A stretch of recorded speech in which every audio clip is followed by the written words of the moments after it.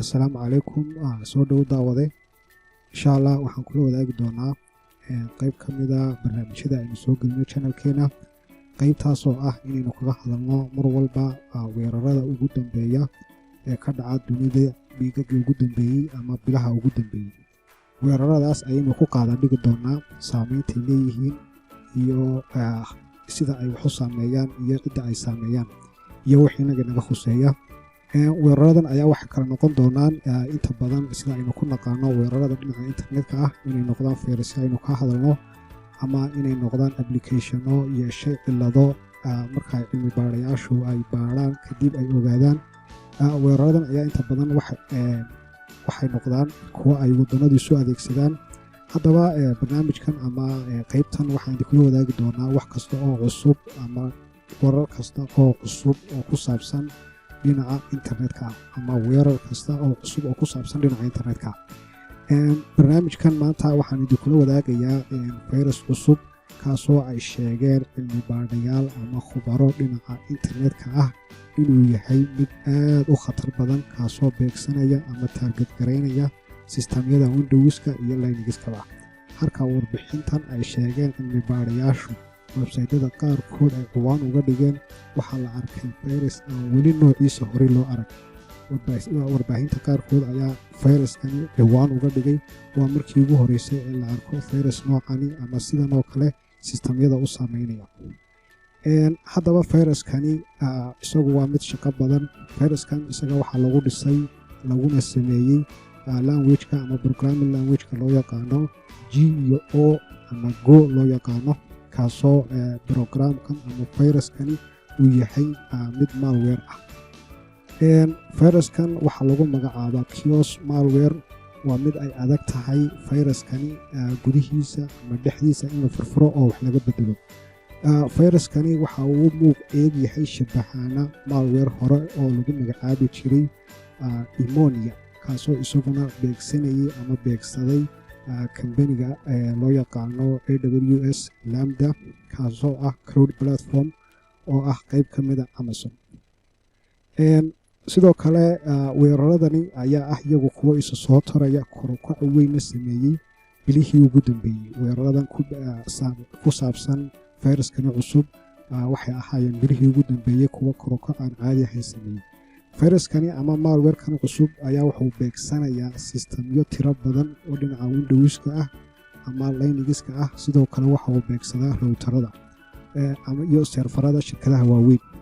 dhibanayaasha ugu weyn ee viruskani cusub uu weerarayo ayaa ah shirkadaha soo saara kuna shaqeeya sida gamingka ama financial serviceska, tiknoolajiyada, waxyaabaha madadaalada. shirkadaha waxyaabahan soo saara ayuu inta badan ah dhibanayaasha ama meelaha uu weeraray ama lagu arkay viruskan. viruskan Chaos malware ama Chaos ransomware waa mid isagu awood u leh inuu rangareeyo ama si remotely ah u rangareeyo commands isagoo oo jooga fogaan dheer, ama qofkii maamulayay ee attackerkii ah isagoo fogaan aan kula joogin ayuu viruskani marka uu ku haleelo uu samayn karaa commands inuu systemkaaga dhexdiisa uu ka dhex rangareeyo. sidoo kale waxa uu awoodaa inuu si automatically ah u helo furayaasha SSH-ka ama secure shellka protocolka loo yaqaano ee si remotely systemyada loogu isticmaalo, isagoo marka uu systemkaaga uu soo galo ama computerkaaga soo galo samayn karaa weerarada DDoS-ka oo kale. wararka ugu badan ama weerarada ugu badan ee viruskan uu sababay ayaa waxay ka dhaceen guud ahaan Yurub, gaar ahaan waddanka Talyaaniga. warbixino kale oo lagu daabacay gudaha waddanka Chinaha iyo Mareykanka ayaa iyagu sheegaya soona bandhigay boqolaal IP address oo isku mid ah muddo bil ah oo laga bilaabo bartankii June ilaa bartankii July sanadkani gudihiisa, kuwaas oo iyagu ahaa weerarkani viruskani cusub uu leeyahay. viruskani Chaos ayaa ah isagu mid awood u leh inuu weeraro sistamyo Windows iyo Linux ah hal mar ama hal waqti. kambaniga loo yaqaano GitLab serverska ayaa ah dhibanayaasha viruskani Chaos ay sheegeen wiigagii u horeeyey ee bisha 9aad inuu soo weeraray ama ay ku arkeen ama ay dhibane u noqdeen.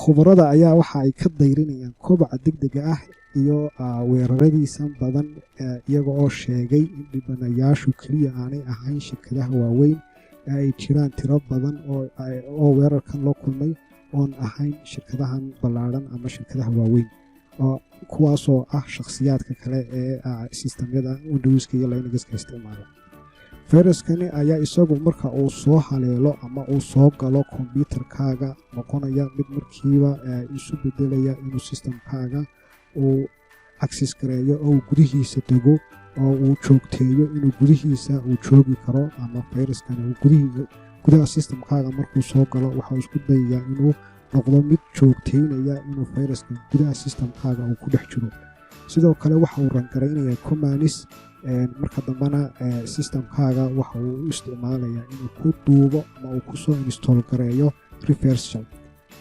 fayraskan ayaa lagu tumhayaa inta badan inuu yahay mid laga leeyahay dhinaca jaynaha waxay sheegeen inuu yahay mid aad u khatar badan kolley waxaan qaybtan idinkula wadaagayaa waa fayraska cusub ee lagu magacaabo kios warbaahinada ugu badan iyo khubarada ugu badan ee dhinaca fayrasyada ama dhinaca kombyuutarada aad iyo aad ayay uga deeriyeen waxayna dadka kula talinayaan dad fara badan inay taxadaraan intaas ayaan kusoo koobaya xubinteenan assalaamu calaykum waraxmatullaahi wabarakaatu